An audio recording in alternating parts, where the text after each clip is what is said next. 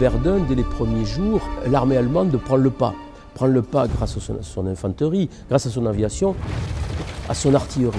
Mais très vite, au bout de quinzaine de jours, 3 semaines, les forces s'équilibrent. L'artillerie française, l'artillerie allemande se combattent. Et si la bataille de Verdun dure si longtemps, 10 mois, c'est que finalement, les forces en présence étaient de qualité sensiblement égale. Alors l'artillerie à Verdun change finalement de 2 manières.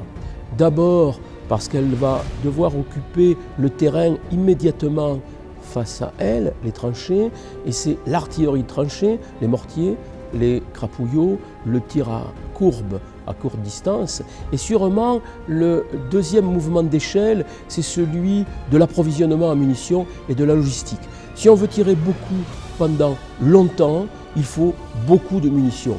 Et Verdun va être un des moments clés du changement du paradigme logistique. L'arme de l'artilleur, ce n'est pas le canon. L'arme de l'artilleur, c'est l'obus, en maniant les trajectoires, et c'est l'obus qu'il faut amener à la pièce pour pouvoir mettre en œuvre les plans de tir.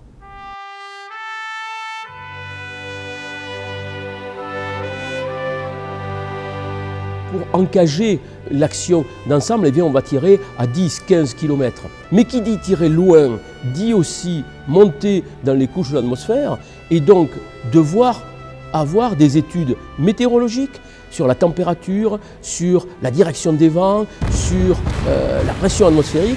Et donc l'artillerie devient de plus en plus une arme technique qui a besoin de plus en plus de calculs. Il n'y a pas d'ordinateur, il n'y a pas de machine à calculer, il y a une gymnastique mentale et intellectuelle de l'artilleur pour connaître son point de pièce, pour connaître l'arrivée des coups, pour connaître la trajectoire. Il est habitué à ce moment-là au summum de ce qui est les possibilités du temps. Aujourd'hui, l'artilleur utilise l'ordinateur, utilise le satellite, le GPS, il s'est adapté aux modalités de notre temps. Mais finalement, il est toujours aussi en phase, comme en 14-18, avec les possibilités techniques de son temps, et il y arrive, ma foi, fort bien.